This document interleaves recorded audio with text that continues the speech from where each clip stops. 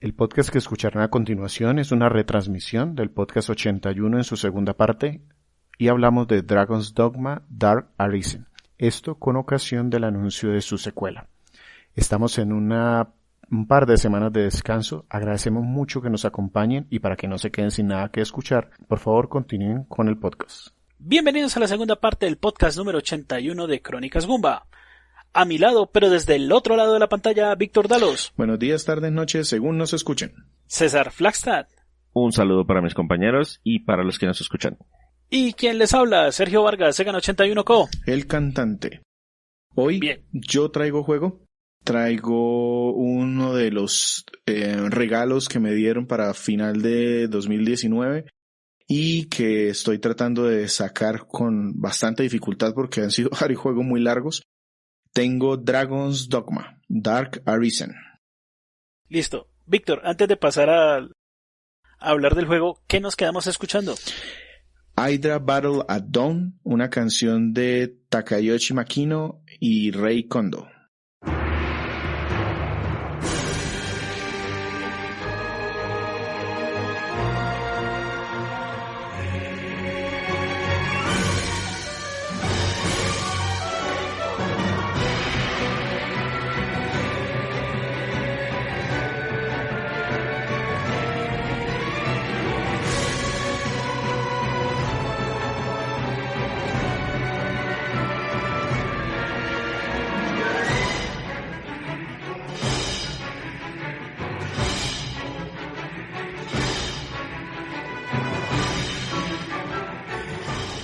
Bien, Víctor.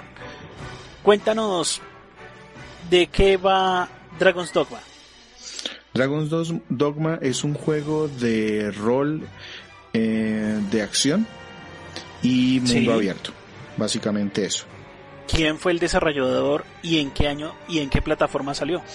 Ok, entonces aquí hay un cuento especial y un poquito largo porque esta versión que yo jugué, el Dark Arisen, en realidad es un remaster. El juego originalmente salió en 2012 para PlayStation 360 y el remaster salió primero para PC, para Windows, ya con la colatilla Dark Arisen en 2016.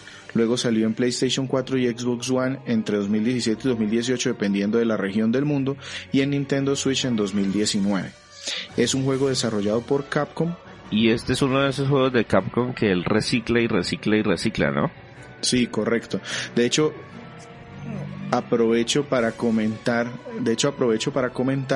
precisamente antes de entrar en el juego un par de como particularidades que pude buscar del mismo en entrevistas del productor del juego. Este señor se llama Hiroyuki Kobayashi y él desde el 2012 y a lo largo del desarrollo y el tema del lanzamiento del remaster y de ya esta última versión ha concedido algunas entrevistas que me parecieron interesantes y pues traigo unos apartes muy corticos.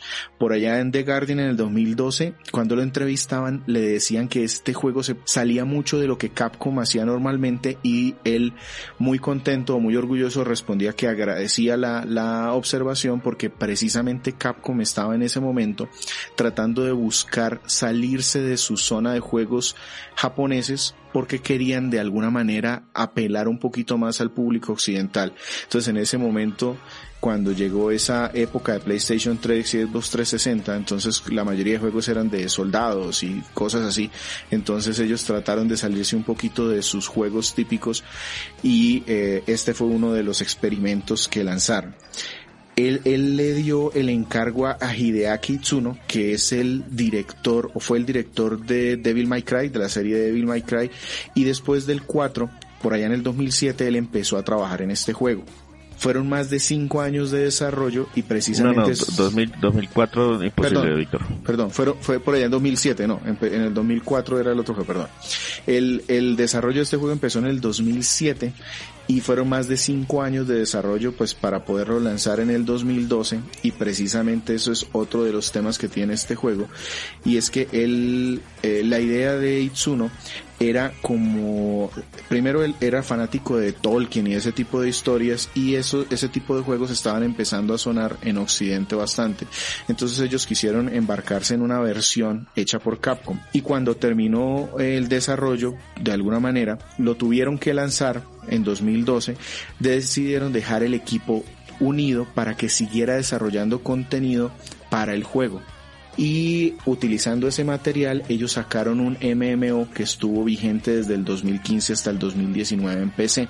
No con mucho éxito porque no salió de Japón. Precisamente en el 2015 al productor le hicieron una entrevista en PC Gamer, y él hablaba de que esta nueva versión que iba a salir en ese momento del Dark Arisen era la visión que él siempre tuvo del juego, con todo el contenido que querían haber sacado en el 2012 pero no alcanzaron, y aparte con una serie de mejoras, sobre todo en la cantidad de enemigos y en darle más vida al mundo. Él criticaba mucho, o dice que tuvieron mucho problema para lograr eso en las versiones de PlayStation 3 y 360 por los temas de RAM de las consolas. Y de ahí me salto a una observación, también un artículo que hizo IGN en el 2019 que se llamó Dragon's Dogma, el juego más influyente que nadie quiso copiar. Y también aquí es una entrevista a Kobayashi en donde le preguntan qué piensa él del juego. Esta entrevista del 2019 fue con motivo del lanzamiento del juego en Nintendo Switch. Y él hace como que se devuelve en la historia de qué pasó con el juego, y se dio cuenta, o digamos que resalta, que uno de los grandes problemas fue que salieron después de Skyrim, cuando este juego tuvo que haber salido por lo menos un año antes. Y el hecho de salir después de Skyrim les pesó mucho porque el público occidental lo encontró como una copia, cuando este juego pues se empezó a desarrollar mucho antes. Y también dice que fallaron mucho en explicar qué hacía diferente este juego de los típicos juegos de rol de mundo abierto que estaban saliendo en esa época. Lo más importante es que es un juego desarrollado por Capcom, una empresa que es casi que especialista en muchos de estos juegos de acción. De hecho, la mayor parte del equipo desarrollador de este juego estuvo involucrado tanto en Devil May Cry como en Monster Hunter. Entonces fallaron un poco en explicar eso. Y por último, como decía César, efectivamente este es un juego que, si bien no ha vendido mal, tampoco ha motivado a Capcom para que saque una secuela. Entonces lo que hizo fue entrar a un club de algunos juegos de Capcom que tratan de reeditar en todas las consolas que puedan. Entonces ahí está Okami, ahí está Strider, ahí está Ghosts and Goblins, que usted va y busca en casi todas las consolas, hay versiones de esos juegos, ports, pero no hay una segunda entrada oficial como tal. Parece como si estuvieran todavía tratando de recuperar parte de la inversión que hicieron inicialmente. Sí, como tratando de decirle a los jugadores, bueno, ahora vamos a sacárselo a ver si esta generación sí le gusta el juego, que nosotros le tenemos fe, pero pues como que en eso se queda. Esa era la siguiente pregunta que le iba a hacer, Víctor. ¿En qué consola o lo jugaste en versión de PC? Yo jugué en Nintendo Switch. En Nintendo Switch pasé el juego, pero estoy jugando lentamente en PC porque pues este juego me llegó también en otro paquetico y realmente me lo había pedido un amigo, pero al final me dijo no, se me fundió la máquina, quédatelo. Entonces yo, bueno, me lo quedé y empecé a probarlo. Y es bastante entretenido como para tenerlo allí, y quise probar las diferencias de pronto de jugarlo en Switch a jugarlo en PC. ¿Podemos hablar de esas diferencias o las vemos ahorita en la jugabilidad? Sí, si quieres las vamos viendo a medida que de pronto hable un poco, aunque anticipo, realmente son mínimas. Si van de pronto al Digital Foundry, ahí van a encontrar que la versión de Switch es exactamente la misma que salió para PC y PlayStation 4 y Xbox One, con lógico ajustes en el tema de la resolución, supongo yo. Sí, principalmente de la resolución, pero en el tema de todo el contenido, manejo de texturas, la mejora de fluidez, todo eso es exactamente la misma versión que salió en PC y Xbox One y Play 4.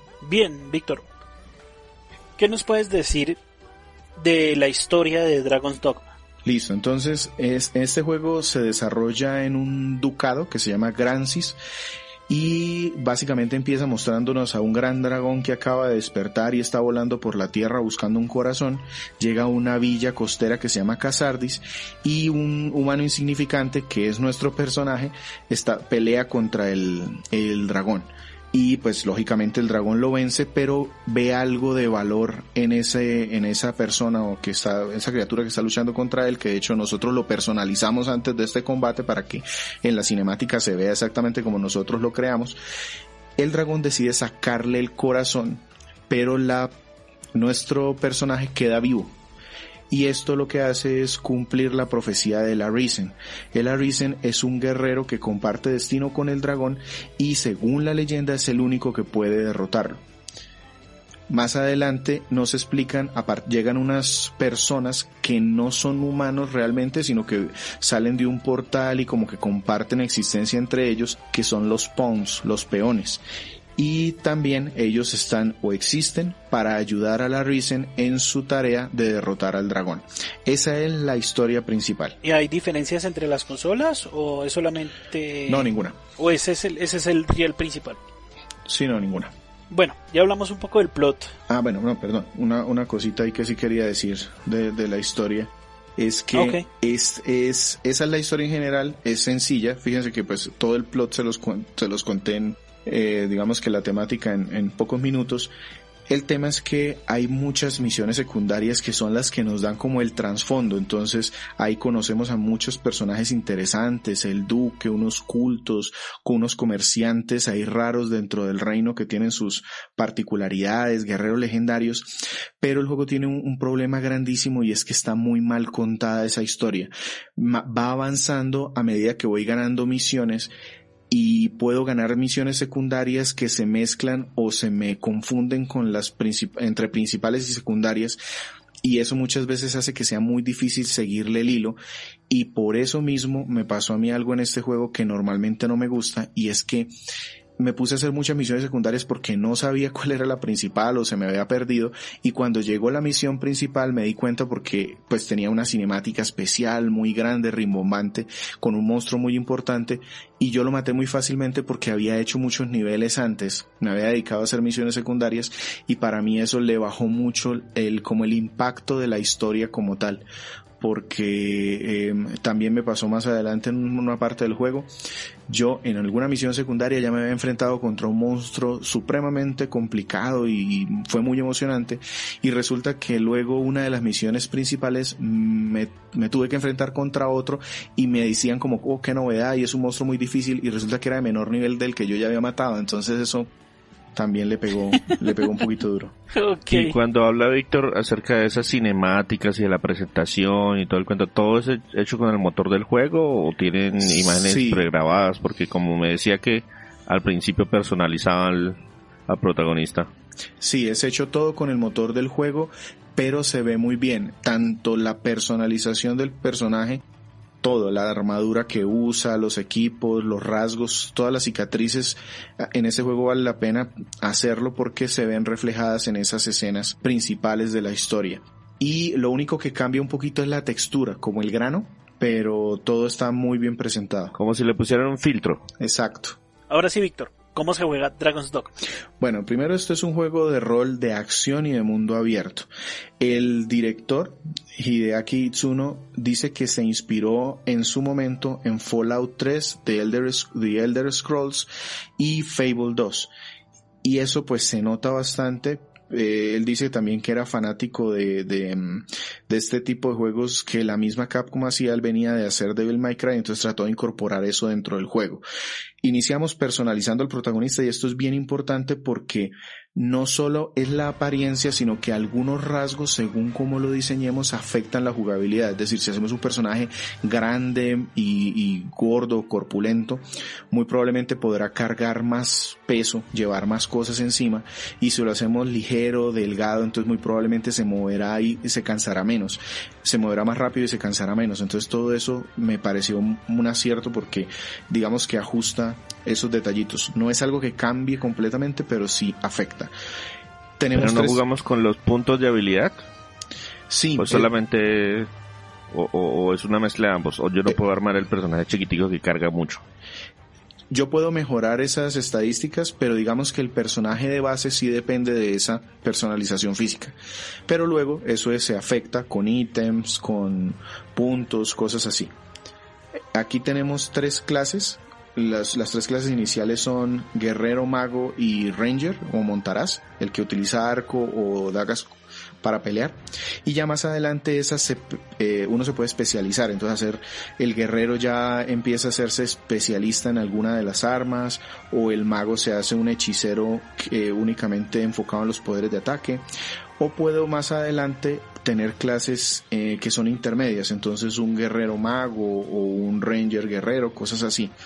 Y cada clase tiene equipo compatible que podemos ir cambiando también, es decir, estas clases yo tengo que ir a los sitios donde descansa el personaje, y ahí yo puedo hacer libremente, pues pagando unos puntos que son como de experiencia, yo puedo cambiar entre clases, y eso me permite probar todos los tipos de jugabilidad con un solo juego. No es como algunos otros en donde que si eres guerrero pues ya ahí te quedaste, no, aquí tú puedes hacer incluso cambios, y el juego como que te premia que los hagas, porque dependiendo de la clase que vaya subiendo de nivel, se gana experiencia, esa experiencia nos hace subir de nivel y eso afecta las estadísticas, entonces van subiendo diferentes dependiendo de la clase que tengas. Entonces si quieres hacer un personaje balanceado, entonces puedes en algún momento ser guerrero, y eso hace crecer mucho las habilidades físicas. Por ejemplo, lo que decía César, yo puedo ser un personaje pequeñito, pero si lo hago crecer mucho en esas clases físicas, pues él va a tener mayor resistencia, mayor fuerza. Si lo paso al ranger, entonces va a tener mayor agilidad. Entonces todo eso me lo va ajustando a medida de mi gusto. De aquí me paso a otra parte muy importante, y creo que esa es la mejor del juego, y es el combate. Este combate está muy inspirado en Monster Hunter, es decir, es un hack and slash, sí, pero tiene más estrategia. Entonces la acción básicamente tiene 2 tipos de golpe, débiles y fuertes, y dependiendo del arma que tengas pues se maneja diferente. Aparte tienes un arma secundaria, entonces puede ser que sea un escudo, entonces lo utilizas para protegerte, o puede ser que sea unas dagas o el arco, y entonces atacas de lejos. Eso cambia completamente la jugabilidad. Y otra de las particularidades es que aquí tenemos enemigos del mismo tamaño de nuestro personaje, pero también hay enemigos gigantes. Y entonces para atacar a estos enemigos, la táctica normalmente es treparse en él y tratar de buscar puntos débiles. Y pues les describo un combate que muy al principio del juego tenemos que combatir contra una quimera.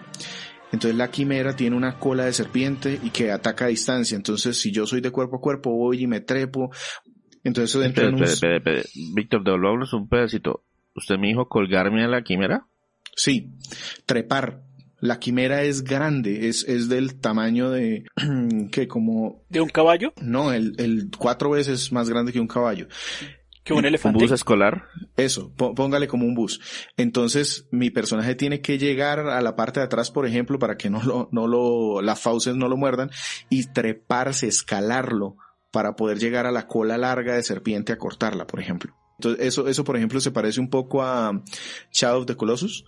Ok, o sea, tengo que buscar el punto débil para aprovecharlo y utilizar la estrategia para evitar que me agarre o que me haga daño. Exacto. Ahí juega también la resistencia del personaje. Entonces, también todos esos equipos me restan un poquito o hacen que la resistencia se gaste más rápido.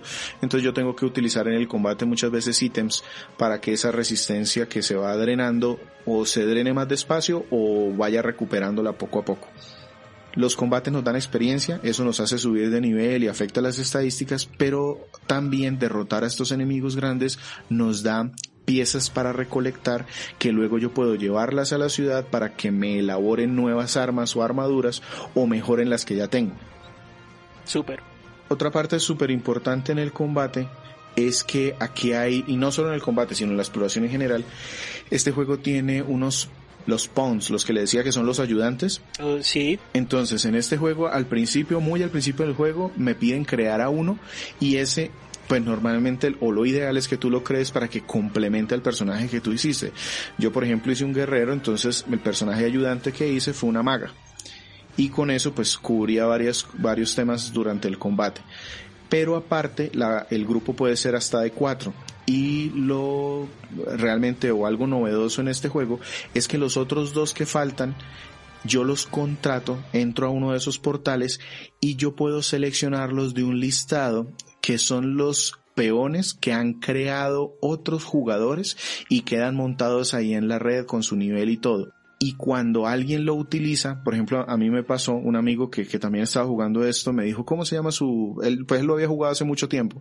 Entonces me dijo, ¿cómo se llama su ayudante? Entonces yo le dije, él fue, buscó algo y de pronto como a la semana se devolvió o llegó mi ayudante y me dijo, oye, fui a ayudar en otro mundo y traje estos regalos. Entonces eran armaduras muy buenas, eran incluso mejores de las que yo tenía en ese momento por haber hecho eso. Entonces implementaron ese sistema asincrónico, sí, que es como un multijugador de alguna manera que funciona así. Esos personajes que tú contratas es como un soporte en línea, pero no juego, no necesariamente con mi personaje, no juego en línea. Exacto. Y esos personajes que tú contratas no suben de nivel. Es decir, el tuyo y el ayudante que tú creas van subiendo de nivel y tú los administras. Incluso ese personaje que tú creas, tienes que hacer una especie de rol, charlar con él para, digamos, de alguna manera decirle a la inteligencia artificial cómo quieres que combata contigo.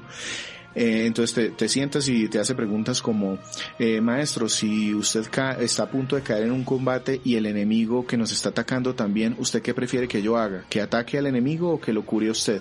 Y dependiendo de las respuestas que uno vaya teniendo o la conversación, la inteligencia artificial se moldea a la forma como yo quiero que juegue. Si yo más adelante quiero cambiarle esas respuestas, ¿puedo de alguna forma? ¿O ya lo que le respondí así quedó? No, eso está en permanente evolución. De hecho, yo lo tuve que hacer frecuentemente porque hasta que llegó al punto en donde ya me gustó cómo peleaba en mi maguita. Y cada vez que tengas oportunidad en la mayoría de tabernas o de hospedajes, ahí te sientas y puedes hacer conversaciones de un ratico y te hace preguntas tan raras como ¿quieres que cuando hable, quieres que mis respuestas sean calmadas o quieres que te avise del peligro de forma alarmante? Cosas tan pequeñas como esas afectan la forma como combaten. Lógicamente los que yo contrato, esos vienen con los rasgos de personalidad de los creadores. O sea, porque empieza uno a ver personajes locos que se van siempre adelante y se meten en la cabeza, otros que no, se quedan allá atrás y si uno no les dice venga, ellos no vienen. ¿Tú puedes darle órdenes a los personajes entonces cuando ataquen? Algunas básicas, yo puedo decirles ataquen al frente o protéjanme o háganse al lado mío o escapen. Pero pues sí les puedo dar esas indicaciones. Es como quien dice, como los hayan entrenado en la casa. Ajá. Ellos traen los resabios de su familia. ¿Cuántos compañeros puede llevar en la partida? En total 3, el que yo creo y los 2 que voy contratando, que tengo que estarlos rotando porque lo que les decía, ellos no suben de nivel. Ok, entonces y si no tenemos la posibilidad y si no tenemos la posibilidad de jugar en línea.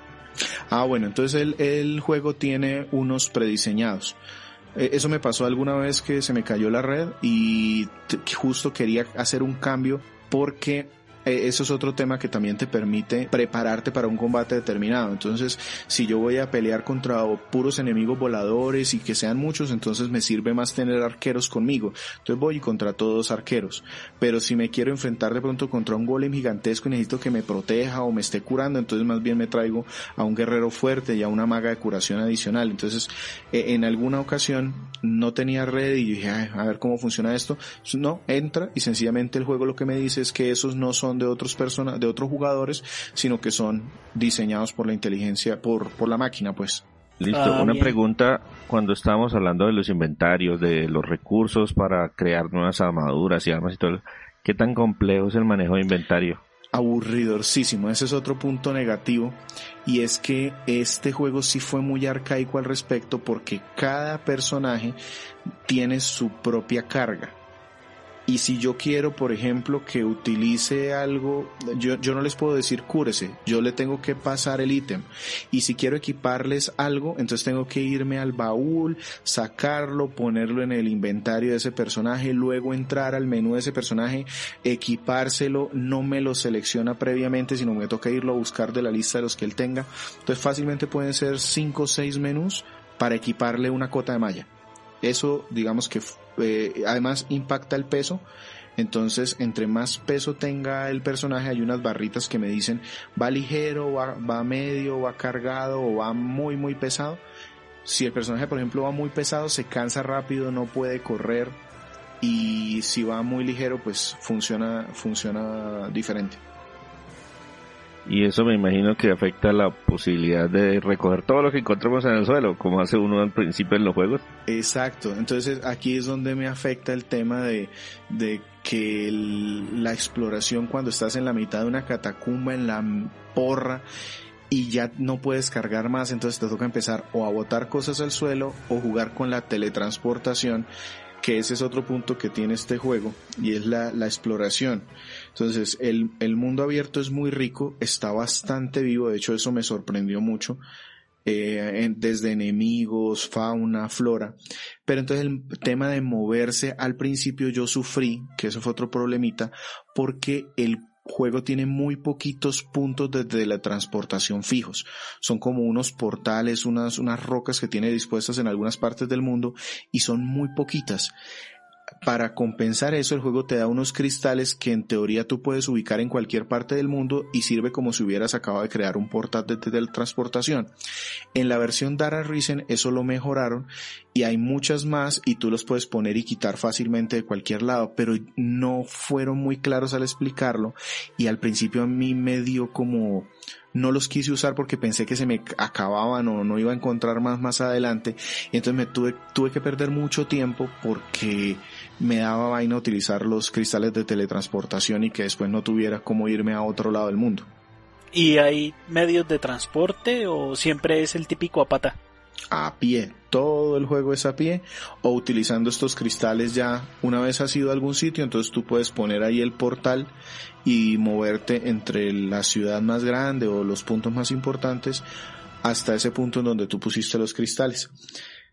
El juego tiene esta versión, el Dark Arisen, tiene aparte una isla, se llama Blackbeard Isle, que es una catacumba y niveles completamente nuevos que ayudan muchísimo tanto a subir de nivel, porque siempre va ajustando el nivel a como tú llegues, pero y además te da mucha historia adicional, mucho background, porque ahí hay muchas criaturas que de alguna manera están relacionadas con el dragón. Entonces tú puedes jugar ese Blackbeard Isle en el momento que tú quieras, avanzar, de pronto subir de niveles, buscar mejores equipos, aparte aprender un poquito más de lore, de historia de algunos de los personajes, pero es un contenido que salió posterior a la versión original del juego. Y en términos generales, ¿qué tan largo es? Pasar la historia principal no es muy largo, debe tardar entre 20, 30 horas como mucho, la historia principal nada más, pero las misiones secundarias, como yo les decía, son muy interesantes, y de hecho eso hizo que yo me gastara alrededor de unas 50 horas más o menos para pasarlo, pero el contenido que tiene es supremamente vasto. Una vez yo lo pasé, me metí a algunos foros porque quise ver algunos temas de unos monstruos que no entendía, y hay gente que está jugándolo permanentemente con récords de cientos de horas, porque la cantidad de contenido que tiene es inmensa. Y el juego, como que, por ejemplo, el Blackbeard Isle se te va nivelando cada vez que quieras, y te va dando equipos, te va dando recompensas que hacen, digamos, que quieras volver. Bien, Víctor, cuéntanos en el apartado técnico cómo se ve Dragon's Dogma. Ok, entonces la inspiración claramente es de un juego pues de alta fantasía, El Señor de los Anillos, Dungeons and Dragons. El director de arte es Daigo Keno, él también trabajó en Devil May Cry y en Unimusha. Víctor, ¿alta fantasía igual realista? O sea, como vernos Sí. las películas del Señor de los Anillos. Sí, correcto, es decir, los personajes intentan imitar a personajes reales, pero pues metiendo monstruos gigantescos y dragones y goblins y cosas así.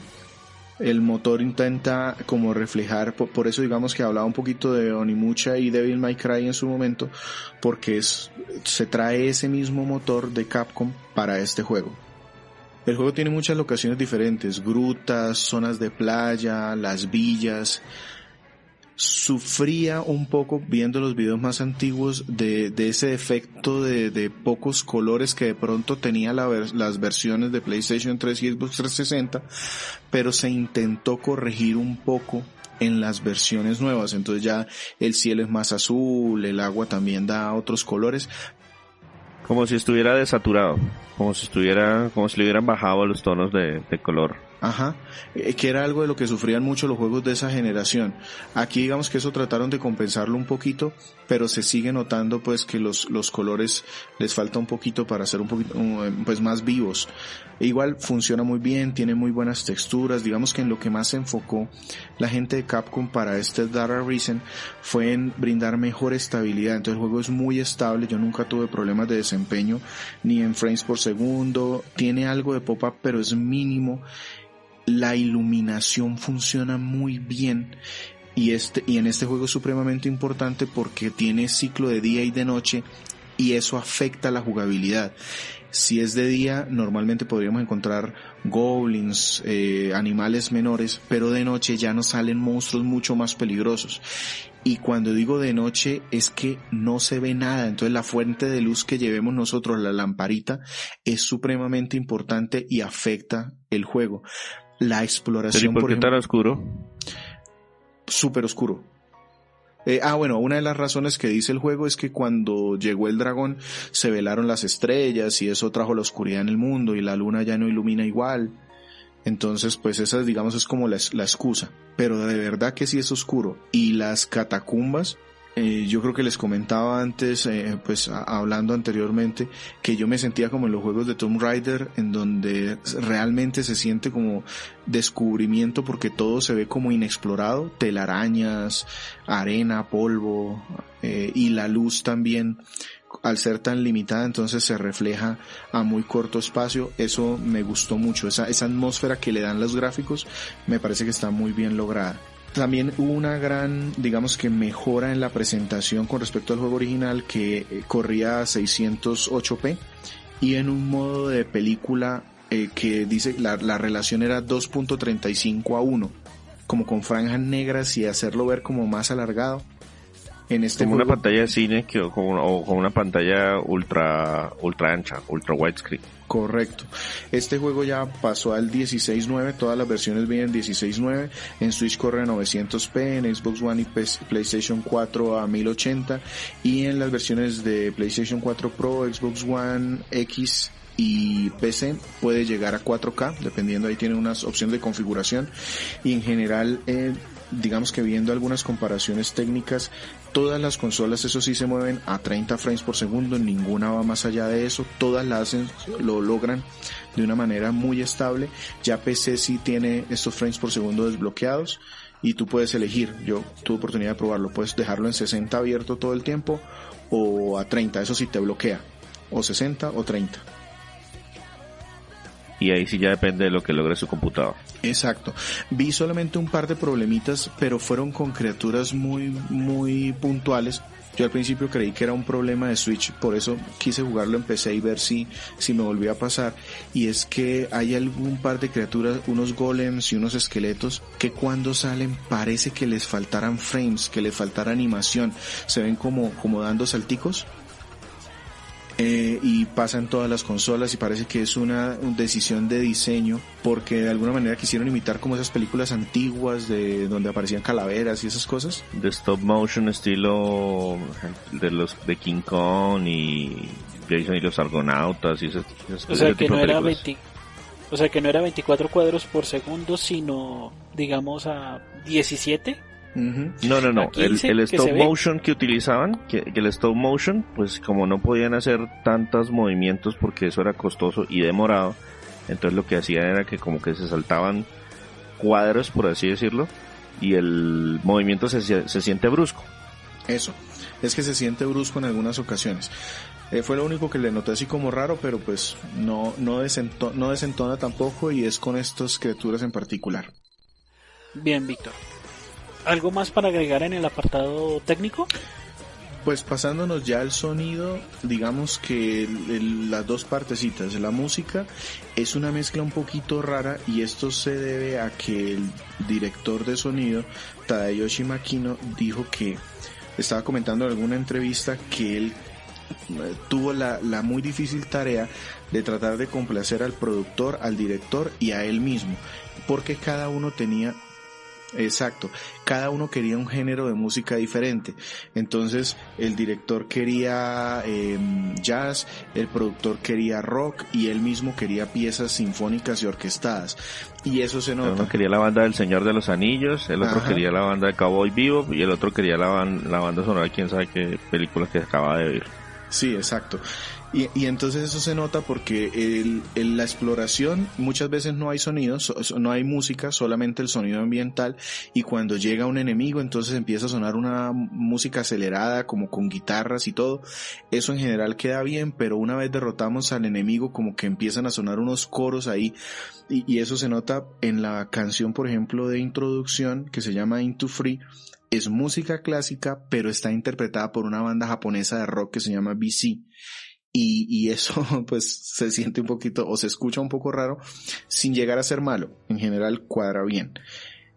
La música tiene mucha inspiración, ya hablando propiamente de Capcom, en Monster Hunter, porque este señor Makino trabajó en la serie desde Monster Hunter 3 y Monster Hunter World, y eso queda muy bien. Cuando llega un monstruo gigante, el tipo de música que suena cuadra. Ya los diálogos... Como épica, como... pues sí, así toda súper gloriosa. Exacto. Y ya cuando paso a los diálogos, ahí sí hay un problemita. Yo lo dejé en inglés, pero pues en algún momento también tiene diálogos en japonés. Pero el juego tiene el problema de que no tiene sincronización de labios, sino que solo los personajes mueven la cabeza como si fueran un Power Ranger. Así como estamos hablando, pero... Y como no se les ve la boca, entonces ellos mueven la cabeza para que sepan como con quién estamos hablando, pero pues igual no se le va a ver nada por la máscara. Ajá. Sí, y digamos que los diálogos en general están bien, pero están hechos o escritos en inglés muy arcaico, entonces a veces eso lo hace un poquito tedioso. En general, pues no... ¿Como pomposo? Exacto, más pomposo de lo normal. Como victoriano, tal vez. Digamos que más como traído de esas series de George R.R. Martin y el mismo Tolkien. Tiene que escucharse muy gracioso en japonés. Sí. Y hay otro problemita aquí, y es con los pawns, con los ayudantes, porque como se supone que son una conciencia unida, las líneas de diálogo que tienen, con las voces diferentes según el personaje que sean, pero siempre son las mismas y se repiten mucho y llegan a fastidiar. Entonces, maestro, lobos, sí, he visto 400,000 lobos en este raco juego, ya sé cómo se ven. O goblins, los goblins son débiles al fuego. Sí, gracias, los goblins me salieron desde la primera misión y ya llevo 50 horas. Entonces a veces eso puede llegar a fastidiar un poquito. Bien, ¿qué nos quedamos escuchando antes de pasar a lo bueno, lo malo, lo feo de Dragon's Dogma? Vamos a escuchar Griffin Roars in the Havens de Takayoshi Makino y Rei Kondo.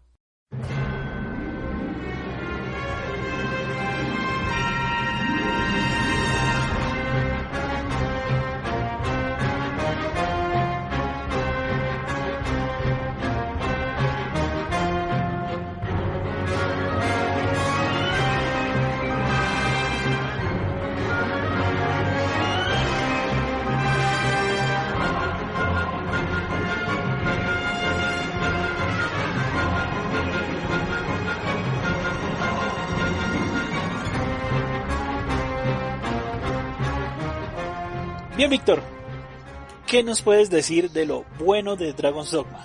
Bueno, Dragon's Dogma Dark Arisen, la versión remaster que se encuentra en PlayStation 4, Xbox One, PC y Nintendo Switch, es primero un juego de rol, de acción, en donde el combate es muy divertido.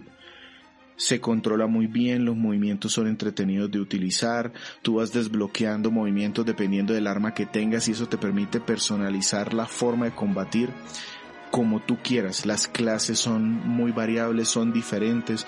Entonces yo tuve la oportunidad ya de empezar este juego un par de veces y las 2 veces me han resultado completamente diferentes y divertidas. Lo comparo mucho con Monster Hunter porque es algo así como cuando tú juegas con una espada grande y después te vas a tratar de jugar con el arco, que parece que fueran 2 juegos diferentes. Eso pasa aquí y está muy cuidado ese aspecto de combate.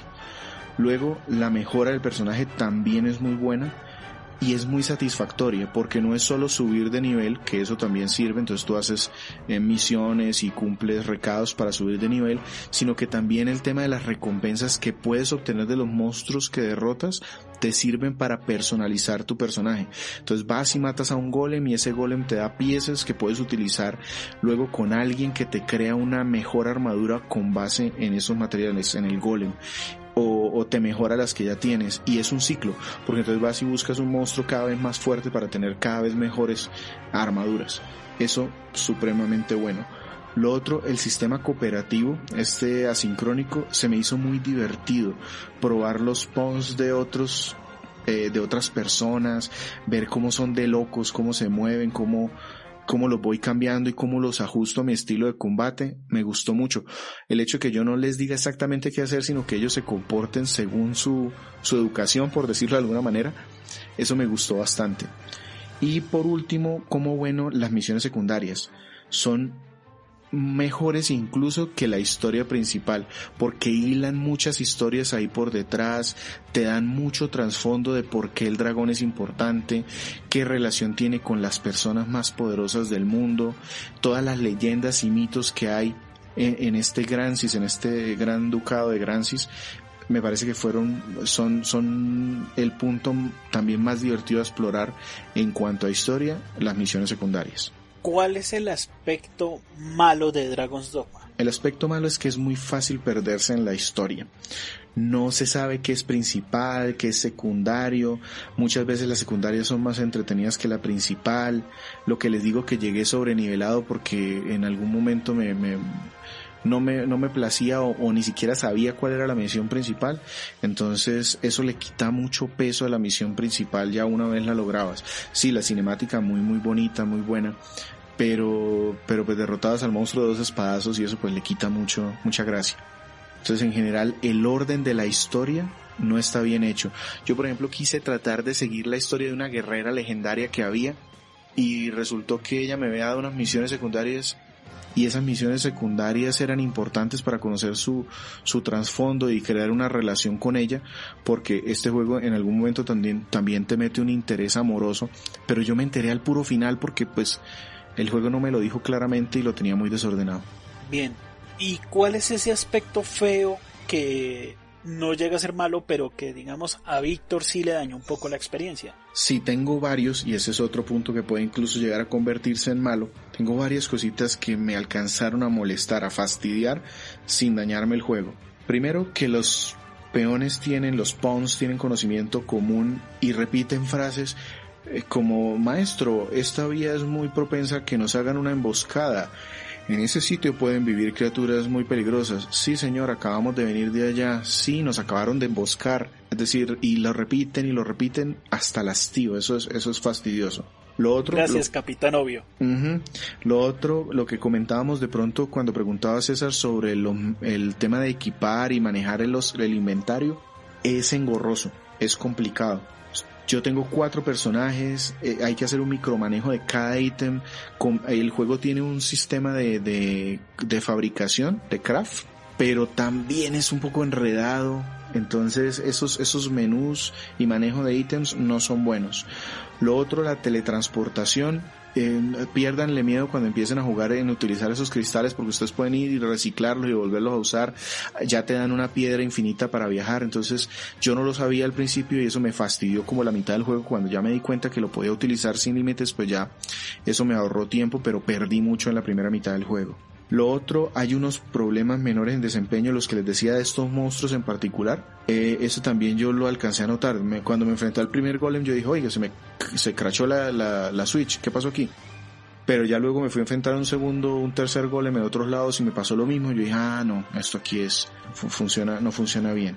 Y por último, el tema de la falta de sincronización en los labios, en las conversaciones, también me pareció feo porque lo hizo sentir un juego más viejo de lo que es. El hecho de que los personajes solo muevan la cabecita y no estén así como gesticulando en las conversaciones, no me gustó. Es que eso era de la época del PlayStation 2. Exacto. Porque yo me he encontrado con juegos que tienen sincronización de labios con otro idioma. Por ejemplo, cuando estaba hace poco jugando Genji para PlayStation 3, yo inicialmente lo puse en inglés y no, la sincronización de labios fatal. Pero después en japonés sí, no, perfecta la sincronización de labios. Pero aquí es que no hay nada. No hay nada. Bien, Víctor. ¿Cuál sería la calificación según el juez Goomba para Dragon's Dogma? Me costó un poco llegar a la calificación por todo este tema de los feos que les acabo de mencionar, pero yo voy a dejar este juego como un comprable porque el combate y la progresión es tan divertida que es un juego que vale la pena tener, además que lo consiguen muy barato, en cualquier consola ya lo consiguen a un muy buen precio, entonces yo lo voy a poner como un comprable. Y de nota le voy a poner 8 pounds fastidiosos. Que si ¿Sobre 10 cabezas de hidra? Sí, sobre 10 cabezas de hidra. Ese 8 lo pongo como nota general, pero de pronto si usted es muy fanático de las historias y la historia tiene que estar muy bien hilada, eso le puede quitar algún puntico, entonces para que lo tengan en cuenta. Sí, dependiendo un poquito del enfoque con el que ataquen el juego. Hay que tener en cuenta eso, que a pesar de que es un juego de rol, uno de los aspectos que, según Víctor explica, es como lo que más engancha es el combate como tal, no necesariamente la trama. Que la trama no es mala, también quiero decirlo. Aquí hay unos temas por allá atrás de la existencia del hombre, de que si tenemos un poder absoluto, ¿qué haremos con ella? Hay cosas bien importantes y bien trascendentales de fondo, pero que están mal narradas. Y eso puede hacer que de pronto la historia no pegue tan bien. Exacto. Bien.